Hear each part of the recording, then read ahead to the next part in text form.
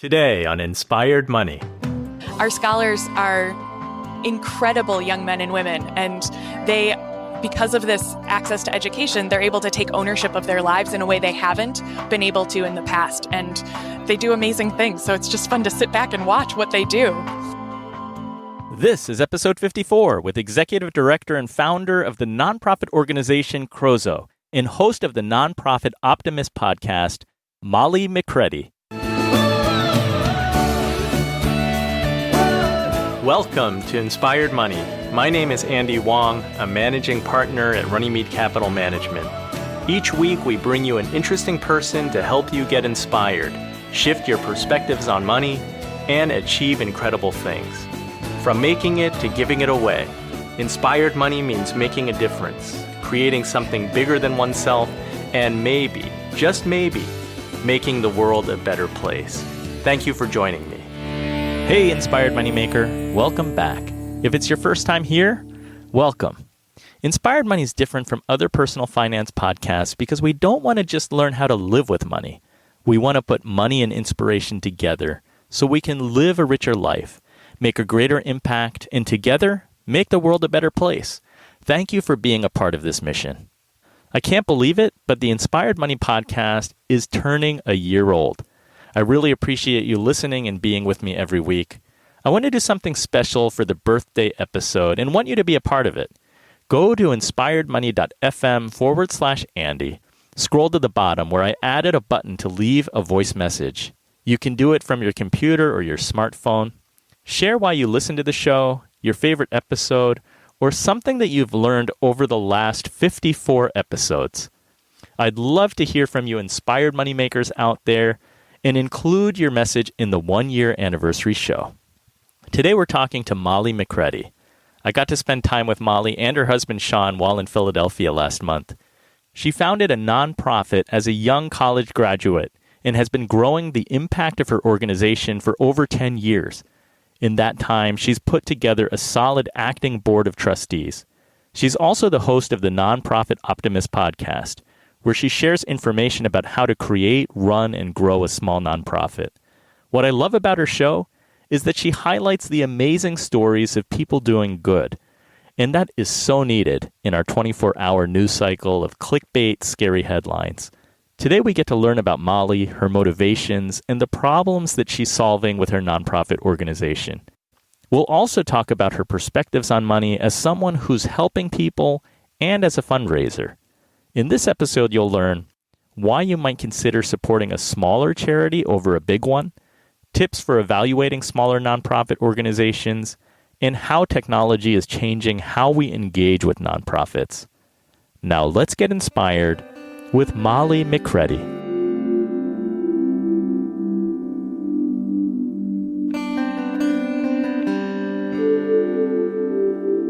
Molly, welcome to Inspired Money. It's so great to have you on the show. Thank you so much for having me. Awesome. Let's jump right in.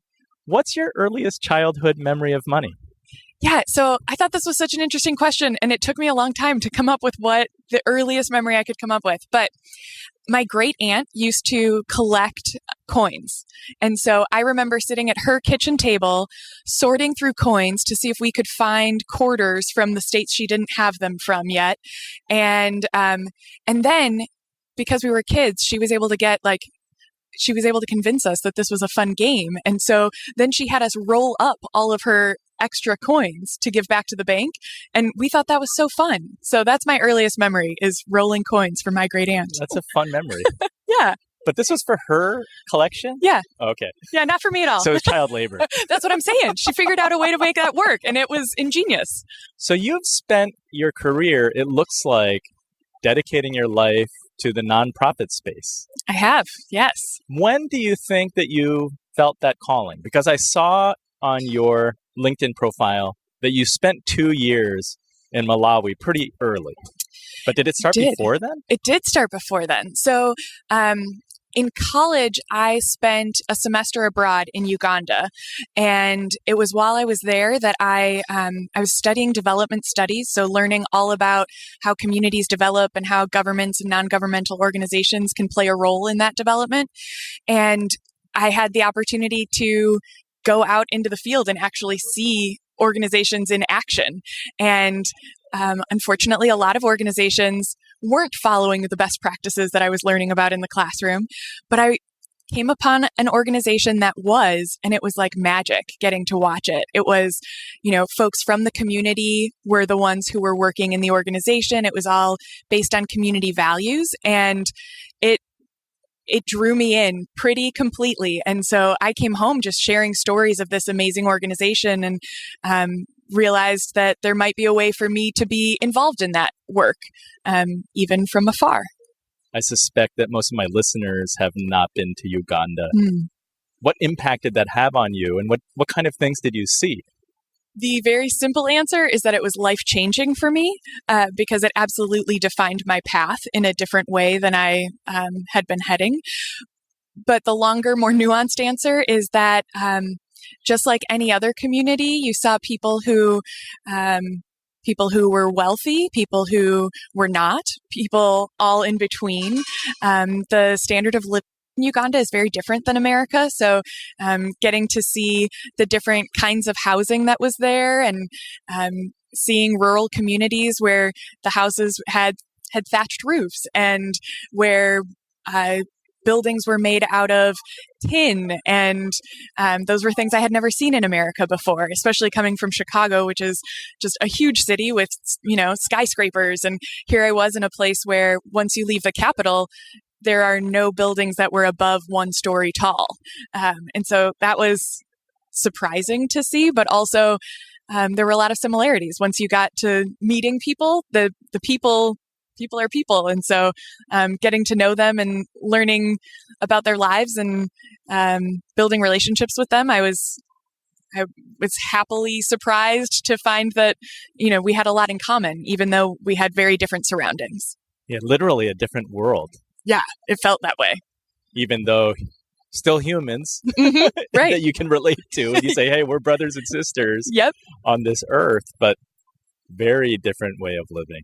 Yeah, my parents came to visit me, and one of the things that they said was that you almost have to leave all of your expectations and understandings of the world as you know it on the airplane. When you get off, you just have to go in open eyes, open heart, open mind, and just see what you can learn, see what you can gain from this new place. So try not to bring any biases and just be a blank slate and try to take it all in. Which is absolutely impossible, obviously, but it's great advice of what we should try to do. Right. There just are too many biases for us to completely overcome, but I was really lucky to have that experience. And going back to your initial question, it was sort of seeing that and recognizing that my experience there was not what my friends and family had expected me to experience. And so coming home and really wanting to tell people, like, this is what happened, this is what I saw, these are the people I met, and help them better understand the situation there and not think just in the ways that our news portrays life in Africa. Did you find that people were open to hearing about what you had learned and what you had seen? Yes, there was interest. So I came back, and I had belonged to a church community that had always been incredibly supportive of me, and I had been really engaged in that community. And so I came home and I gave a presentation, honestly, just to share my experiences from my study abroad. And the questions that people asked were in depth, and people were just really curious to better understand it. And one of the things that I shared about was that I had met these young people who had I ended up working with an organization that works with street kids, and they take them from the streets and support them to be reintegrated in the community. They go to school, get access to social services and medical care and all of that. This was in Chicago or Uganda? Oh, no, sorry. This is in Uganda. Okay. So after doing this internship, I had met some of the oldest kids who had gone through their program, and they had been accepted to university, but there wasn't any funding for it because the organization that they had been supporting them only supported through the end of high school. And so I shared that story with my community back in Chicago, and people were like, well, how much does it cost? And I told them at the time it was $1,500 for an entire year. And that included tuition, housing, food, everything. And people were like, $1,500? Like, I just sent my kid back to school and it was half that price just for books for their classes, or they're making all of these comparisons to education in the US, which is significantly more expensive. And so they started pulling out checkbooks and saying like, well, I could give that amount. Who should I write a check to? And I was like, well, did you know? No, I had no idea. My first question was, can you write a check and have it cashed in Uganda? I didn't know. So they were like, well, we'll just write it to you and you'll figure it out. I was a college student at the time, so I felt ill-equipped to figure that out. But thankfully, I was surrounded by people who knew a lot more than I did, which is a really important aspect of any job, I think. Part of what happened next was that we created a nonprofit organization, and there was a lawyer who offered pro bono services. We had to form a board of directors, and so we got people who had been in the nonprofit industry much longer, who had worked in higher education, and they were able to help create some systems to put into place so that we could, in fact, accept checks to support these students in Uganda. And what's the name of the nonprofit? It's called CROSO, which stands for Child Restoration Outreach Support Organization. It's a mouthful. That's why we just go by CROSO. And it's been 10 years now. Yeah. We just celebrated our 10-year anniversary last year, and we continue to grow and expand. And really the only thing that stops us from continuing to grow is needing to continue to build up our base of resources. So your experience doing the work that you were doing in Uganda, it changed the path and direction of your life. Completely. You founded this nonprofit. I'm curious, there are different things, right? There's poverty alleviation, there's housing, there's education. There are so many different needs. So how did you go about figuring out where you were going to fit? Great question. And honestly, looking back on it, I probably should have done more research before we actually started a nonprofit. That said, because I had interned with this organization that works with the street children, so I was in close communication with them. So when I heard that they didn't have funding for education beyond high school, I started talking to some of the management there, and they confirmed that that was true. They said, a lot of international foundations are interested in supporting primary education. Little kids, they're cute. They're the ones that, sort of bring in the funding. And so, they were just really struggling to get any kind of funding for life beyond high school. And so I asked, well, is it important for these students to go beyond high school? Because maybe it's not, and then there's no reason to provide funding for this. But because they're street kids, they don't have the family relationships to introduce them to other people that are in the working world. So they don't have this professional network that they're already tapped into. And so getting access to higher education really allows them to build that network through their classes, through meeting their professors, through internship experiences, and then they are able to get those jobs after graduation, and then they can provide for themselves. And what we've seen among our students is that they are very interested in then giving back to their community. And so the issue we're trying to address is creating a new generation of leaders in Uganda who will really look to transform their community and make space for different kinds of people to succeed. It sounds really important that there's a sustainability there, and it's something that can perpetuate on its own. It's not a one-time, here's a grant, and now go figure it out.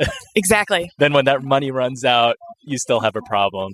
Right. You're trying to empower the future leaders who can really affect change. Yeah. And now that we've been doing this work for over 10 years, we've been able to see some of our graduates actually go ahead and do this work. So we have a couple of graduates who have some really compelling stories. One studied electrical engineering and then went into solar energy and helped to bring electricity to a rural area in Uganda. He was able to help bring a water filtration system so that a community could access fresh and clean water. He was able to bring electricity to a school so that they have access to computer labs that they had the computers for, but no way to connect it to electricity. And so you think about this one student that we supported is now able to make a whole host of changes within the community. Yeah, it's amazing when you hear about that multiplier effect and you help one person and then he helps countless people. Right. How does that make you feel? Oh my gosh. It's overwhelming, but it also, I'm proud to be associated with this work. I'm grateful to be connected to all of these students. They are so inspiring, and I get to do this as my full-time job. And so the fact that I get to support them, I mean, selfishly, it brings me joy. I love getting to do this work, and I'm just always excited that I get to now see some of the fruits of this work and get to see our scholars are incredible young men and women, and they, because of this access to education, they're able to take ownership of their lives in a way they haven't been able to in the past. And they do amazing things. So it's just fun to sit back and watch what they do. It's really inspiring. And I love that when you are helping people in the third world, the impact of your dollar goes so much further. So true. Which is what you were talking about, $1,500 to fund somebody's university education. Yeah, it's incredible. And you think about, as people are thinking about how to manage their own finances and think about, there's so many people in America that do donate money to causes, people who choose to give away the funds that they have worked really hard to make. I like to talk to people about how to make that decision because there are so many amazing causes out there. And actually, as you know, I am the host of a podcast called the Nonprofit Optimist, and I feature all different kinds of nonprofits. So I hear these stories all the time, but really getting to know the nonprofit and learning about how they function and hearing some of these stories that you and I have been talking about what happens after the funds get there. Does it end up in this situation where they got money for 2 years, but then after that, they're kind of left high and dry? Or does it really make a difference long term? Is it an investment in a community? Does it really change the lives of the people there? And honestly, there are so many nonprofits that do. And so it's really encouraging that people around the world are making decisions to invest in those nonprofits. How can our listener, what are the considerations for making those decisions on where can I allocate sort of charitable money and try to make a difference? Some say make a donation to the third world or get involved with an organization that is making a huge impact there where there is such a screaming need. But then others say that there are problems close to home too. I mean, I'm in New Jersey and it's probably like a 20-minute drive away.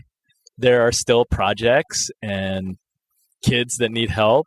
Yep. I mean, if you do a comparative study, right, it's not the same poverty in Newark, New Jersey as it is in Malawi or Uganda. Right. But how does one make those decisions? What kind of considerations do you think about? So first, I don't think that it's an either or. I think it's a both and. I think that there are plenty of amazing organizations that are working in your own backyard. And if you have the ability or interest to get involved in those, you should. I'm in Chicago, and we have a whole host of issues that are in my backyard too. And I do try to get involved in work locally as well as this work that I'm doing internationally. So I don't think that, I think it's more of a personal values decision to decide whether you want to be involved locally or internationally. That said, I think that there are some questions that you can consider when making those decisions, regardless of which kind of organization it is.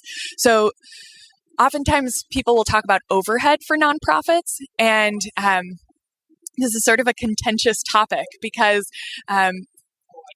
for larger organizations, it's possible to have a really small overhead because they're working on such a large scale that the amount of money that is going towards their administration, towards keeping their lights on, is pretty small.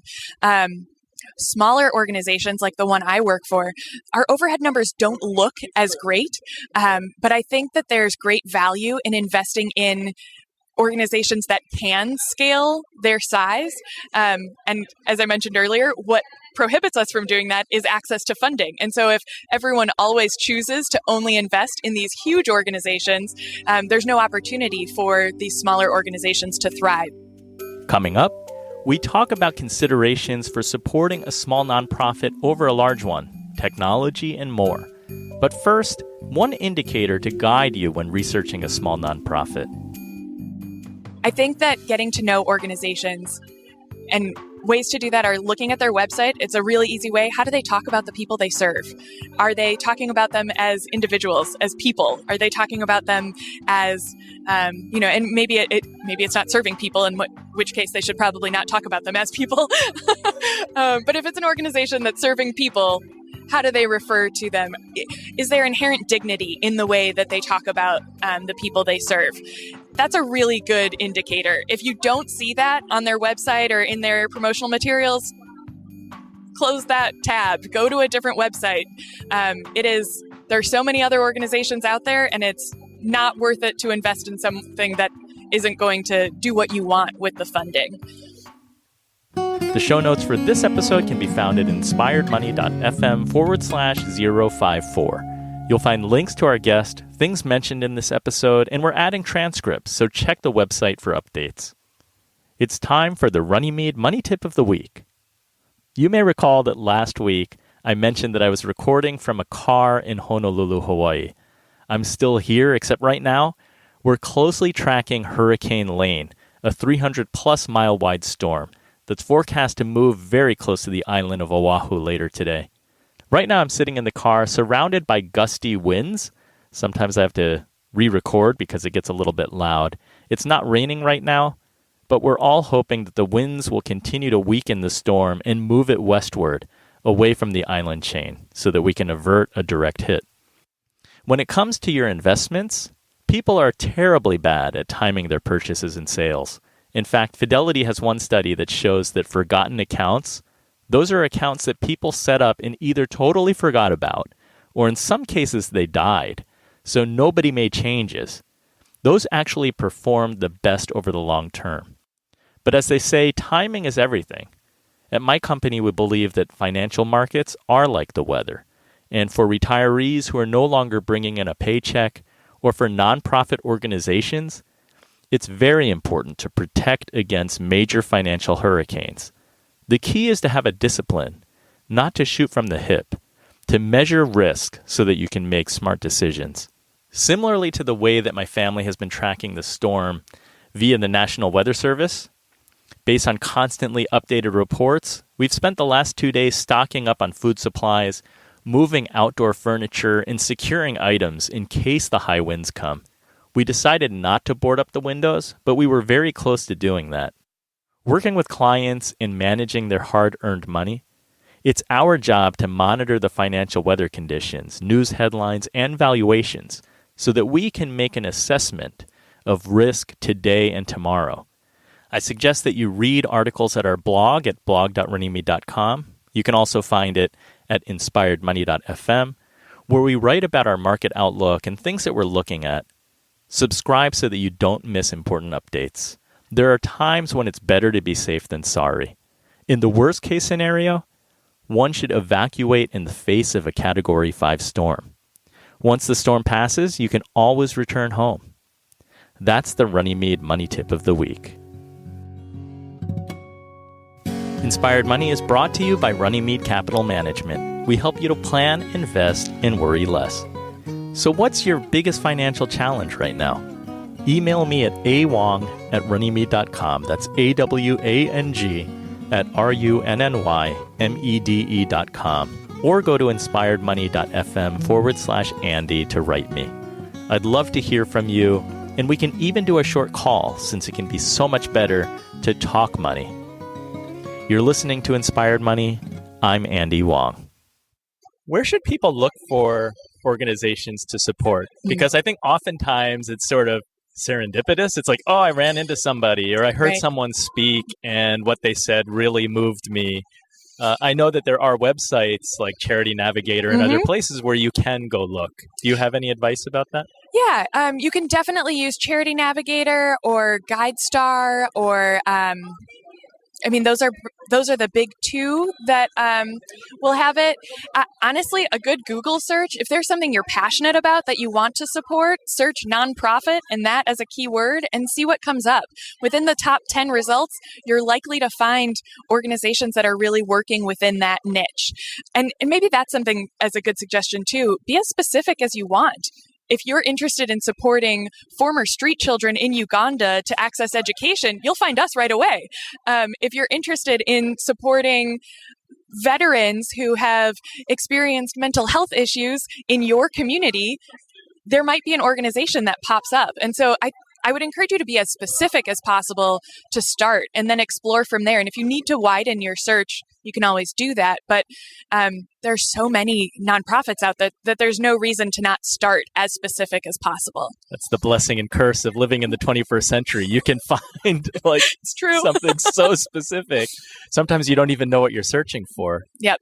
Yeah. When it comes to looking at a large organization versus small, because I've heard different things about that too.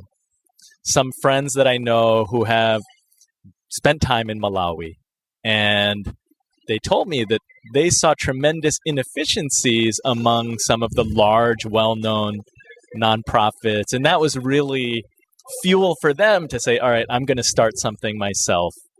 Is that something that you see? And then if I'm looking at a smaller organization, is it just a matter of realizing that I should be looking at the smaller organization a little bit differently, not strictly as a percentage of, total?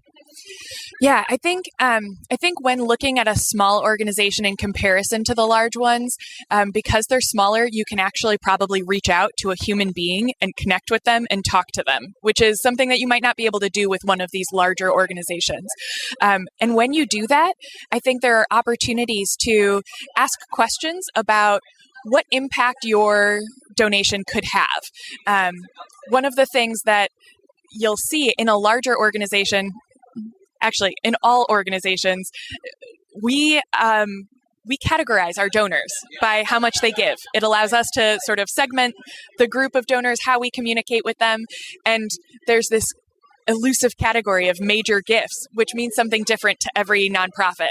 If you're at a larger organization, it's going to be $100,000 or more, or it's going to be $1 million or more. For the smaller organizations, you might be a major donor by giving $500. And so if you want to have an opportunity to impact an organization in a significant way, maybe working with a smaller organization is what you want, so that you can say, I'm going to meet with their executive director and I'm going to find out where the greatest need is. And I'm going to learn how I can really focus my donation in a way that is meaningful to me and will be meaningful to the people that the organization supports. Yeah, the smaller organization can probably be a lot more flexible depending on what kind of effect you want to have, or even specific projects. Exactly. And I will say, so I'm obviously a proponent of small nonprofits since I work for one, but larger nonprofits do have their pros as well. If you are someone who really wants to have a lot of touch points with an organization and you want to get that feedback and stewardship from the organization, a larger nonprofit might be able to do that better for you because they have the staff capacity to have those touch points. They might be able to, Charity Water is an organization that is known for their great social media presence and for their ability to tell you exactly where your funds are going. And they'll literally give you a GPS location to say, like, this is where the well is that you supported. And that's an amazing touch point. I can't offer that. Well, I mean, I can at the moment because all of our support goes to Uganda, so it's pretty easy. But there are a lot of small nonprofits that can't offer that specific kind of feedback to donors. And if that's something you're looking for, then you should seek that out. And there's really enough nonprofits to go around that you'll be able to find whatever it is you want to be receiving from that donation. The nonprofit space to me seems like it's been undergoing a tremendous amount of change. And I would suspect that in the 10 years that you've been running your organization, you've been impacted by that. There was the financial crisis. The model of having annual gala celebration as the anchor fundraiser, that's been changing a lot. And you mentioned Charity Water, who has been a great example of using social media, video, letting people spread the word virally. Those types of things have been changing the way that people engage with different causes. Because technology has changed so much, even just in, like you said, the time that I've been working with CROSO the past 11 years, it really has changed the way that we not only raise money, but we communicate our messaging to people, how we share our stories about the people we're impacting. I think people would not be okay with giving to an organization where they didn't see a video now, because they need that opportunity to have that visual representation of where their funds are going. And when we started, that probably wasn't as necessary. Always well appreciated, but not necessary. But I think the fundraising piece of it has maybe changed the most, because crowdfunding is something that has just taken off. Being able to post on Facebook and say, here's a campaign that I'm running. Do you want to give $5? And it's as easy as a button push and saying, oh, sure, I'll support your campaign for, supporting animals in Newark. If that's something you're interested in, I'll support you in that. And it's almost so easy that it doesn't require us to be intentional about how we use our money in that way, which is just an interesting thing to be thinking about from my side of it, of like, well, if it's that easy, how do I help people be intentional? How do I support our donors who are choosing to support this organization? And yeah, where is the space for that now? So at CROSO, you have used crowdfunding? We have, but we also, I sit down with our donors and I talk to them about the students that they're supporting. And we do still have an annual benefit, which is a nice touch point for us. So it's interesting to see, how do we balance the different opportunities to connect with donors? Now, people they don't have to only support with money. They Right? can donate their time, their treasures, their talents. Yes, which is huge for small nonprofits. Yeah. We talk about time and talent all the time as a great way to be supportive.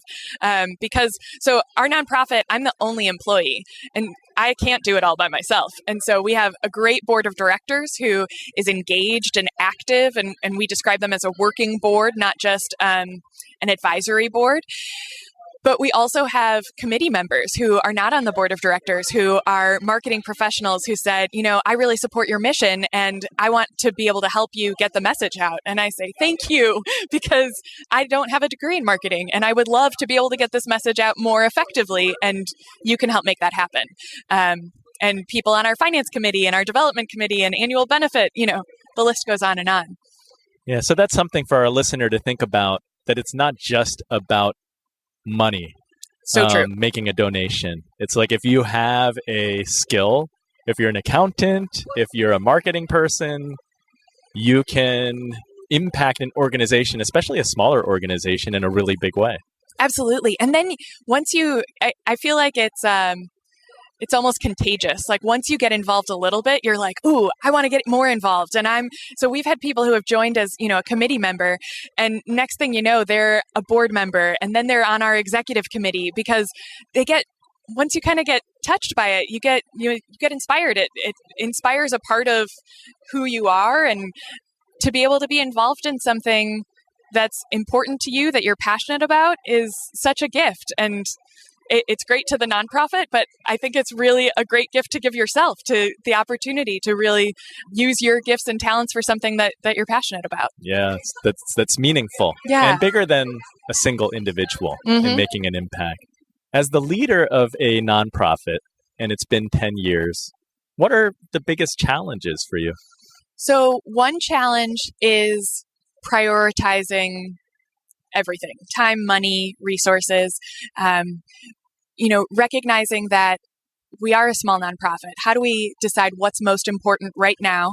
And how do we make sure that we keep our scholars at the forefront of everything we're doing? Because that's why we're doing it. And so if we lose sight of that, we're really in a bad place. And so making sure that we're making good decisions, that we're always kind of turning back to our scholars. And one of the things that we've really grown in is creating a feedback loop, so that our scholars are more involved in how we make our decisions. And we recently started a Ugandan advisory committee so that we can have more informed opinions and experience coming into our decision making before decisions are made. So I think the hardest parts are prioritizing and just making sure that we're making good decisions. So making sure we have good information and that we're involving the right people. And yep, that's where I'm going to stop. I could list lots of challenges. We'll stop there. I think that from your vantage point, you see money used in a very positive way because you see the positive impact.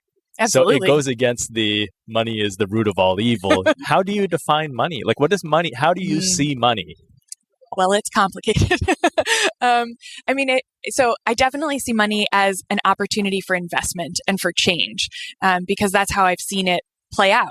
I've seen people who are incredibly generous, who give their own money, and then I get to see what happens next, which is that these young men and women in Uganda's lives are changed and that they're able to take that next step that they've been wanting to and preparing to take, but couldn't without that money. And then the next step that you get to see is when they start making their own money and how they choose to spend their money and how to spend their time. And I think that generosity, it encourages generosity. So when someone experiences that, when they've been given that gift, they are far more likely to turn around and say, how can I give back? Or how can I pay this forward? And so I definitely have gotten to see the beauty of what money can do in an ideal space. Yeah, that's a beautiful thing. Yeah. I definitely also see the other side of it because I have to manage our budget. And so I have to be aware of all right, do we have enough money? Are we able to do the things we want to do? And so there's a little stress that accompanies that, but I like to think that it's positive stress because it inspires me to go work a little harder. Yeah, problem solving, more fundraising, right? Doing whatever you need to do. Yes, all of the above. So how do you define success? Like personally or as an organization? Either or both. Okay. So personally, I think that it's really important to me to give other people opportunities. I was really lucky. I grew up in a place where I had access to a lot. I had, not only were my parents incredibly supportive, but I had access to college loans. I am still paying them back, but I had access to them. And I grew up in a place that has systems in place that allows me to thrive. And that's not true of everyone in my own community even, and I recognize that. But I think making it possible for other people to have access to those opportunities is something that I see as really valuable. And so success for me is making that more equitable. And my work with CROSO is one of the ways I do that. As I said before, I am involved in some local efforts as well. And so I try to make sure that I'm not just focused halfway around the world when I know that things in my own community aren't perfect either. Right, which goes back to your answer that it's any and all. Right. Exactly. It's not one or the other. Right. And then for our organization, I think success is that we're adequately supporting our students, that they have access to the tools they need to be successful in their academic pursuits so that they can graduate. And this piece is a little bit harder to navigate, but that we would love for them to have the tools necessary for them to be successful in accessing careers. And from far away, that's tough to facilitate, but we're learning a lot every year and continue to find ways to be supportive to them through our long distance relationship. That's fantastic. And I can't get over the fact that over the course of 10 years, you get to see this sort of cycle where the kids go to school and then they're working and they go on to continue to do great things. Yeah, it's incredible. And what's nice is when I have to go meet with a donor and I have to go and tell this story, and some people say it's really hard to make an ask of a donor, I get to tell these incredible stories of what our students are doing. And they really kind of are able to speak for themselves of this is a great investment. It's an easy ask because I'm saying, do you think it's important for other people to have a chance? And I feel like that's something that a lot of people can get behind. Oh, that's fantastic. Well, thank you for your time and sharing your very inspiring story and focusing all your energies on such great works. Can you tell the Inspired Money listener where they can find out more about you and follow CROSO and also the Optimist Nonprofit podcast? Yeah. So it's the Nonprofit Optimist podcast. Almost. I was so close. So close. So You can find me on Twitter. I'm at Molly MacCready. There are 2 C's in that. And you can find CROSO online. We're www.croso.org. You can also find us on Facebook and Instagram at CROSO_Uganda. And you can find the Nonprofit Optimist podcast on most podcasting platforms. But you can also find us. Our website is nonprofitoptimist.com. Great. I'll have that all in the show notes. Thanks so much, Molly. Thank you. So what was your favorite inspired money moment? I'm impressed by how early Molly recognized her calling to help people. To find your life's mission as a college student is so very cool. And for Molly, it was to bring access and opportunity to those with less. It's also fantastic to see how her work is sustainable. By empowering street kids with education, it's opening up the doors to opportunities, not only for them to get a job, but for them to launch businesses that can create more jobs and lift their communities. I love seeing the multiplier effect and impact of Molly's work. If you had a different favorite inspired money moment or takeaway, let me know by going to inspiredmoney.fm/Facebook. Let's continue the conversation there. All the music on today's show is by Jim Kimo West. Aloha, Kimo. Please tell a friend about Inspired Money and share your favorite episode. And if you're not subscribed yet, please subscribe wherever you listen. It helps more people to find the podcast and to grow our community. Thank you so much for tuning in. Have an inspired week and do something that scares you.